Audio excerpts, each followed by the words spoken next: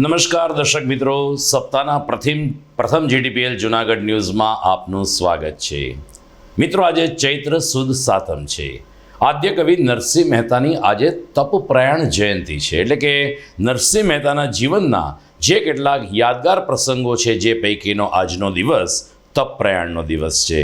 ભાભીના મેણાથી જંગલમાં તપ કરવા ગયેલ નરસિંહને ભગવાન શિવજીએ દર્શન આપ્યા અને ત્યારબાદ રાસલીલાના દર્શન થયા. આ દિવસ ચૈત્ર સુદ સાતમનો હોવાને કારણે એ દિવસે નરસિંહ ભક્તો તપપ્રયાણ જયંતિ તરીકે આજના દિવસની ઉજવણી કરે છે. નરસિંહ મહેતાના ચોરા ખાતે આજે નરસિંહ મહેતાના પદોનો એક કાર્યક્રમ યોજાઈ રહ્યો છે, જેનો અહેવાલ આપણે આવતીકાલના ન્યૂઝમાં જોઈશું. અત્યારે જોઈએ આજના મુખ્ય સમાચાર.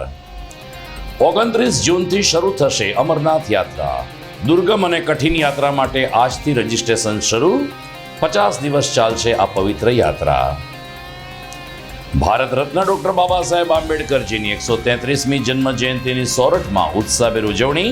પુષ્પહાર અને શોભાયાત્રા સહિતના કાર્યક્રમમાં દલિત સમાજ અને રાજકીય આગેવાનો જોડાયા. રામલલ્લાના જન્મોત્સવને ઉજવવા શહેરમાં શ્રદ્ધા સાથે ઉત્સાહનો માહોલ. અનેકવિધ વિસ્તારોને સુશોભિત કરવામાં આવ્યા. ચૈત્રી નવરાત્રિના અંતિમ ચરણમાં વિવિધ મંદિરોમાં બેઠા ગરબાની રમઝટ.